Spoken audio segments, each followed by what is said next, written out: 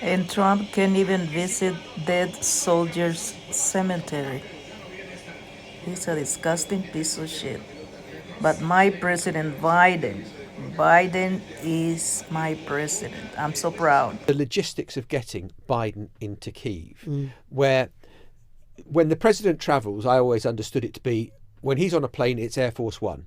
It wasn't Air Force One. It didn't have that call sign yesterday. It was a Special Air Services Operation 60 was the call sign or something like that.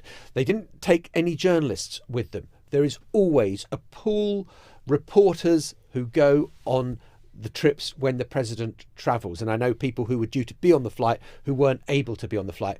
And they kept it quiet from absolutely everybody. Normally, when the US president goes abroad, it takes about 1,000 people to get in there. The special forces, the Secret Service, the police, the fire services, the planes, the helicopters.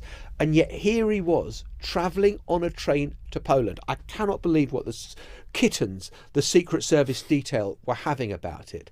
But they managed to do something that they have never done before, which is to take a US president into a war zone that is not controlled by the US.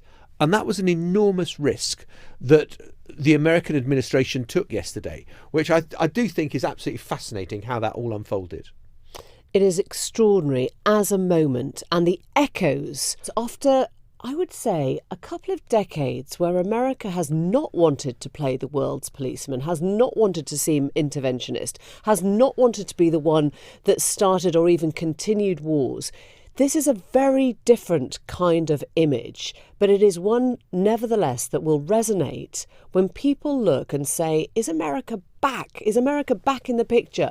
Saying we do believe in the values of democracy, saying we aren't scared to criticise autocracies. There is a bit of JFK, there is a little bit of Reagan probably, there is a bit of the kind of post-Cold War of like, yeah, actually, we are going to speak out now. We're going to say exactly what is going on here, because if we're not, how can we expect anyone else in the world to take that role?